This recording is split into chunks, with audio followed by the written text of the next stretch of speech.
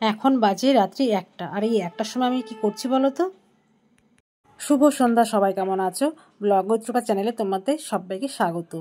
যোগা সেন্টারে গিয়েছিলাম, আর সেখান থেকে এসে এত খিদে পেয়েছি কি বলবো। তবে আজকে একটু সকাল সকালই গিয়েছিলাম, যার জন্য আমি যে টাইমে বাড়িতে এসেছি তখন প্রায় 8:45 বাজার। এই টাইম তো মানে রাতে ডিনার করার টাইমও না আমার, আরও একটু পরে করি।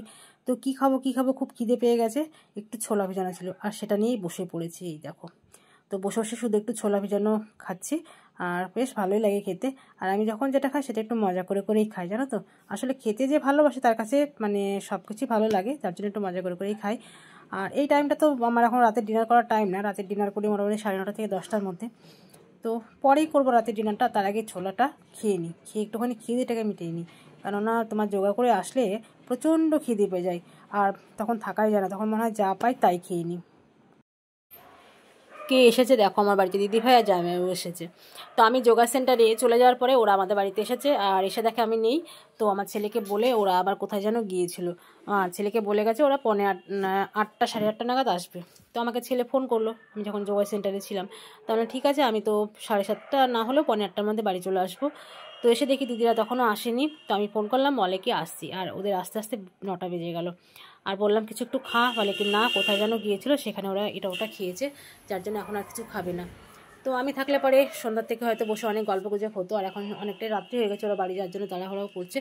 আর এই দিদি দেখো সব জিনিসপত্রগুলো নিয়ে এসছে, ও এটা ওটা সব জামা কাপড় সেলাই করার জন্য নিয়ে আসে আমার কাছে, যেহেতু আমার বাড়িতে সেলাই মেশিন আছে, আমি সেলাই করে দিই। দিদিরা বাড়ি চলে গেল, তারপর আমরা রাতের ডিনার কমপ্লিট করলাম। বাসন মাজার যে কাজটা ছিল সেটাকে আমি সেরে রাখলাম, কারণ সকালবেলায় বাসন টাসন আর মাজতে ইচ্ছা করে না, রাতেই আমি পরিষ্কার করে সব ধুয়ে রাখি। আর এখন রেডি হয়েছে কিসের জন্য বলো তো? লাইভ ভিডিও করব বলে। আমি তো প্রতিদিন রাত্রিবেলা লাইভ ভিডিও করি, আর তার জন্য একটু রেডি হয়েছি। আর তোমাদের এই আঙুলটা দেখাচ্ছে কেন বলো তো? এই দেখো, নীল পালিশ পরা ছিল না, লাইভ ভিডিও করার আগে আমি নীল পালিশটা পরেছি। আর মাঝের এই আঙুলের দেখছো, এই আঙুলের নখটা আমার ভেঙে গেছে, কেমন বিচ্ছিরি লাগছে না? ইস, কেমন যেন লাগছে। আর তোমরা একটু কমেন্টস করে আমাকে জানিও তো যে আমার এই নীল পালিশের কালারটা না কেমন লাগছে। যখন কিনেছিলাম তখন কিন্তু বেশ লাগছিলো, কিন্তু এখন পরার পরে যেন কেমন কেমন লাগছে। তো তোমরা একটু কমেন্টসে জানিও তোমাদের কেমন লাগলো। আর লাইভ ভিডিও করা হয়ে গেছে, কিন্তু আমি এখনও রেডি হয়ে বসে আছি কিছু রিলস বানাবো বলে। আর এই যে ব্যাগটা দেখতে পাচ্ছ, এটা কে দিয়েছে বলো তো? এটা আমার দিদিভাই আজকে আমাকে দিয়ে গেছে। ওরা কিছুদিন আগে মুম্বাই গিয়েছিল, আর মুম্বাই থেকে এই ব্যাগটা নিয়ে এসেছে। ওইরকম অনেক জিনিস ওরা মুম্বাই থেকে নিয়ে আসে, খুব সুন্দর সুন্দর জিনিস ওখানে পাওয়া যায়। আর ব্যাগটা দেখেছো বেশ বড়, কিন্তু বাইরে কোথাও গেলে অনেক জিনিসপত্র কিন্তু নিয়ে যাওয়া যাবে ব্যাগে করে। তো এবার ব্যাগ নিয়ে এসেছে, আমাকে একটা ব্যাগ দিয়ে গেল, ভালোই হলো। আমার এত বড় ব্যাগ ছিল না, একটা এত বড় বেশ ব্যাগ হয়ে গেল, কোথাও গেলে আমারই কাজে লাগবে। আমাকে দেখতে পাচ্ছ আর একটা ড্রেসে, তো আর একটা ড্রেস পরে আবার কি করছি বলো তো? এর আগে দেখলে আর একটা ড্রেস, এখন দেখছো অন্য আর একটা ড্রেস।